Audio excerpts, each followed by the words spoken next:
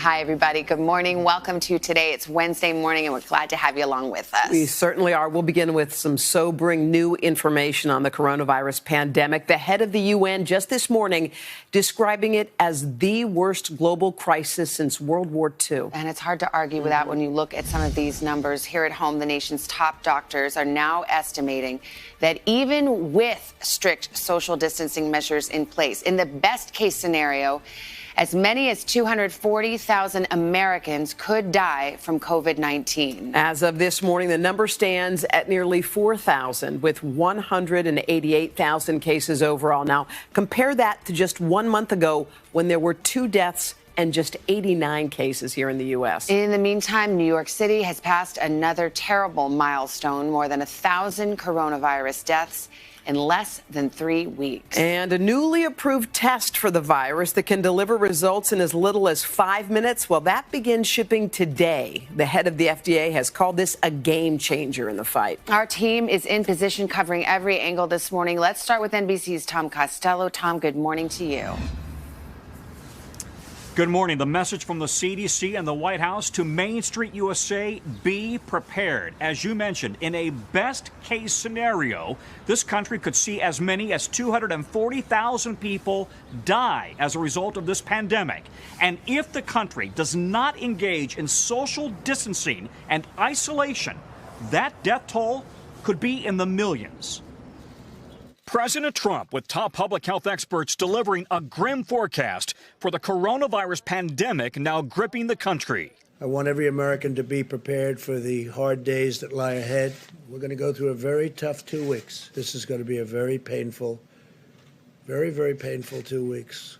The White House displaying this stunning slide, showing even if current social distancing guidelines are maintained, the White House projects 100,000 to 240,000 deaths in the U.S. over the next several months, a casualty rate that would eclipse the number of American lives lost in the Vietnam War. As sobering a number as that is, we should be prepared for it. The new data showing the current pace of the epidemic spread in the U.S., the epicenter of New York, illustrated in this steep curve. The president singling out the governors of New York and New Jersey. For whatever reason, New York got off to a very late start. And you see what happens when you get off to a late start. New Jersey got off to, and I think both governors are doing an excellent job, but they got off to a very late start. A spokesperson for New York Governor Cuomo responding, "This is not the time to debate," but the states were not slow to respond. The federal government was absent. The alarming forecast prompting the president to extend those social distancing guidelines until the end of April, backing off his comments from last week when he said he hoped the country would reopen for business by Easter.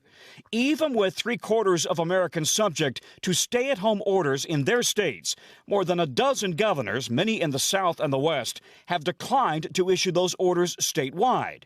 Overnight, during an NBC News special, Savannah asked Dr. Anthony Fauci if enough is being done to keep the death rate down. Is the social distancing that's being done right now in every state enough for that scenario to occur? The mitigation and social distancing clearly works. We need to put our foot on the accelerator and not on the brake. We have 30 days of the extension of the mitigation, the guidelines.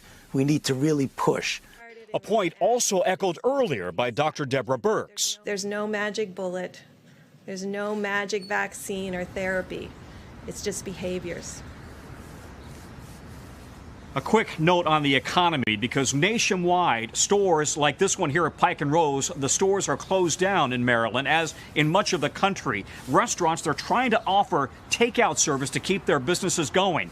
But listen to this stat about air travel. On a typical day before this pandemic, we would have 2.5 million people traveling on a typical day in the air. On Monday, there were fewer than 200,000. The economy has just absolutely hit a wall. Savannah, back to you. Yes, it has, and no end in sight for the moment, Tom. Thank you very much. Now to the dire situation that's only growing worse by the day here in New York. With cases still surging, healthcare workers on the front lines are being pushed to the brink. NBC's Gabe Gutierrez is near the emergency field hospital that's being set up right nearby in Central Park. Hey, Gabe, good morning. Hoda, good morning. These medical tents behind me are a stark reminder of the growing emergency here. In New York City alone, more than 1,000 deaths now and more than 43,000 confirmed cases. And Governor Cuomo doesn't expect the peak here for up to 3 weeks. This morning, to fight the war, New York City is getting some much-needed reinforcements. FEMA rushing 250 ambulances from around the country. First responders and nurses already swooping in by the thousands. We're here for them. We're here for New Yorkers. Tim Boger is working at the new field hospital in Central Park. We have 68 beds here. We have 10 ventilator beds. So I imagine that's a high need right now. After spot shortages of protective gear, New York City's mayor says help is on the way. We are distributing 3 million surgical masks all over New York City to our hospitals. But in and around the city, frontline healthcare workers are exhausted from taking care of a skyrocketing number of patients. Feels like playing dominoes every single minute over 10 hours straight, feeling like any one of your patients is about to fall. Also exhausting protecting themselves from getting sick too. It is so hot under all this PPE, but it's important that I keep myself protected. Sheena Tanis is a critical care nurse at a Brooklyn hospital. I look like I've aged 20 years in 2 weeks. She looks over some of the sickest COVID-19 patients on the overnight shift. This is too much. I don't know how much longer I could do this. On the semi-deserted streets of the city, there are also fewer first responders. 15% of the NYPD called out sick Tuesday. More than 1,000 cops have contracted the virus, so have about 300 firefighters. This virus is the great equalizer. And it's now hit home for New York Governor Andrew Cuomo. I tested positive. Scary. Yes, as you might imagine. His brother, CNN anchor Chris Cuomo, has tested positive. Now, he is going to be fine. He's young, in good shape, strong, not as strong as he thinks, but he will be fine. But so many other families are anxiously waiting for word while their loved ones are in hospitals. But Savannah and Hoda, another sobering milestone. The number of confirmed cases here in New York State has just surpassed that of China's Hubei province, where the pandemic started. Wow. Back to you. Staggering numbers there. All right, Gabe, thank you. And let's turn now to our medical correspondent, Dr. John Torres, and NBC News contributor, Dr. Joseph Fair, an expert on the study of viruses, who was on the front lines of the fight against Ebola in Africa. Doctors, good morning. I will start with you, Dr. Fair, this morning, because a lot of people were stunned to see this projection from the White House that estimates 100 to 200,000 people, Americans, could die. And that is if everything goes right. If social distancing is executed exquisitely in all 50 states. Is that happening right now? Absolutely not. I mean, when you see on the map of states with full state lockdowns, and then you see the map with partial state lockdowns, and then you see the states with no lockdowns, until all 50 states do it, and they all do it at the same time, it's really kind of a moot point. As we talked about, those are best case scenarios with everyone doing the same thing. That's only going to happen if all 50 states are doing the same thing. That's why I'd really urge, the Association of Governors to get together, everybody get on the same page as far as what they're going to do, and everybody implement the same measures strictly across the states. The other question I had is, and I think we just put the chart up there, and it shows the big peak that we're trying to avoid and then the flattening of the curve that we're hoping for. It's suggesting, okay, we can keep that curve low, keep those deaths hovering around 100 to 200,000, staggering that we're even talking in those terms. But nevertheless, does the social distancing, if it ends on April 30th, as is the current scenario, would that be enough? Or in all reality, does social distancing need to go on for longer?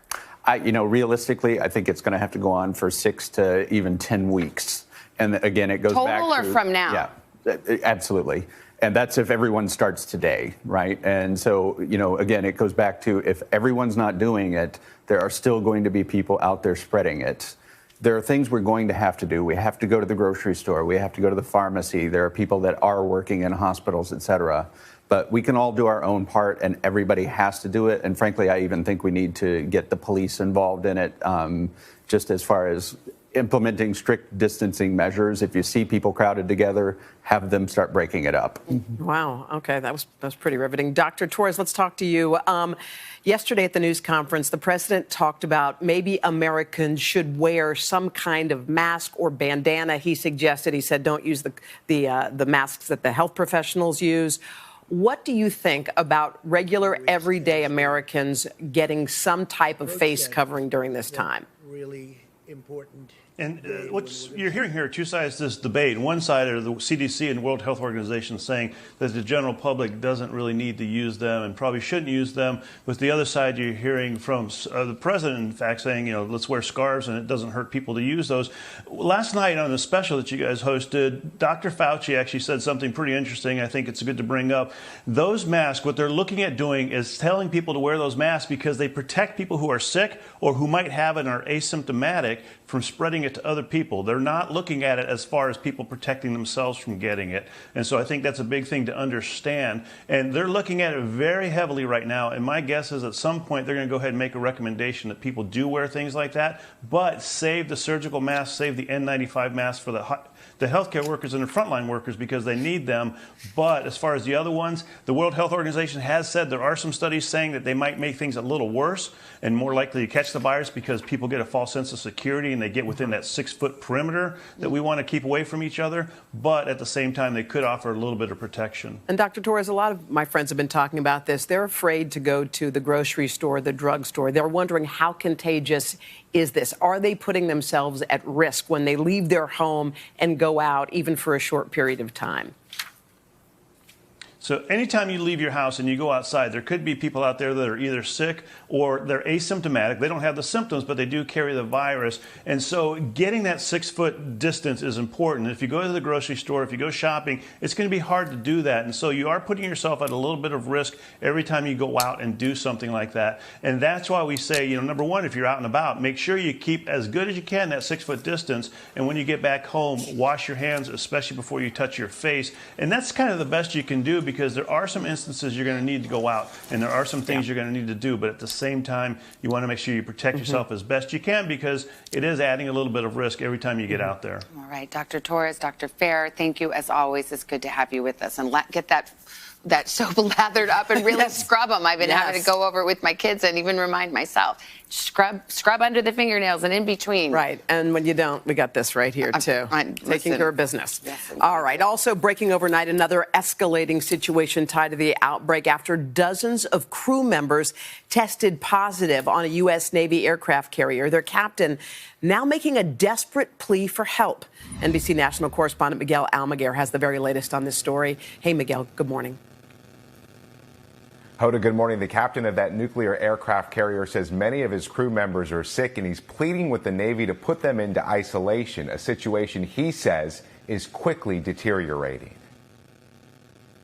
The commander of a Navy aircraft carrier docked in Guam, giving a dire warning about dozens of servicemen aboard diagnosed with the coronavirus. According to a letter obtained by the San Francisco Chronicle, the captain of the USS Theodore Roosevelt telling Navy leaders the spread of the illness is ongoing and accelerating, and that removing all but 10% of the crew is a necessary risk in order to stop the spread of the virus. We are not at war. Sailors do not need to die. If we do not act now, we are failing to properly take care of our most trusted asset, our sailors.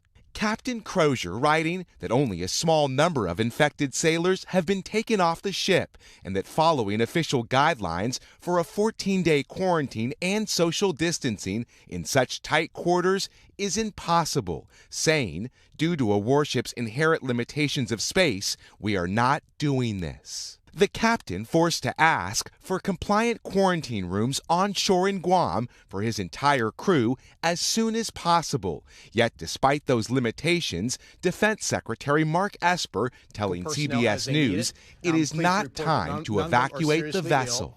At this point, make sure that we contain the virus, that we deploy testing kits so we get a good assessment of how much of the crew is infected. Acting Navy Secretary Thomas Moodley stressing to MSNBC that the carrier must remain operational. But we're doing everything we can to ensure that the ship maintains a level of readiness that in case there is something that happens, it can be ready to go. This morning, a wartime ship doing battle with the virus, threatening us all. The scare on the USS Theodore comes after hundreds of passengers have gotten sick and some have even died on cruise ships. Of course, the big concern is, like on a cruise ship, on the USS Theodore, those tight quarters certainly can spread the virus. Guys, back to you. All right, Miguel, thank you. All right, what say you? We should do the weather, should we? Like it. I'm moving. All the words are going in different order now. That's what's happening to me. Mr. Roker, good morning. Morning, well, good. Good to see you two, it is. Yes, I'm like Yoda. Well, Did someone say Yoda? Oh, okay. That's right. Yoda, oh yeah. These are not the droids you're looking for, but let's see. This is not the storm you're looking for. We got a big storm system off the New England coast. It is going to start to intensify the mid-Atlantic coast, I should say. A lot of wet weather along the Carolinas. We're going to watch this thing with 60-mile-per-hour wind gust in the Outer Banks. Coastal flooding from Maryland on into North Carolina. Tomorrow, that heavy rain moves into New England. Gusts of up to 50 miles per hour. Cape Cod and the islands. Heaviest rain is going to be right along the New England coastline. And out west, we've got a big storm system coming in, bringing rain and snow into the Pacific Northwest and the Cascades, with snowfall amounts anywhere from 6 to 12 inches of snow.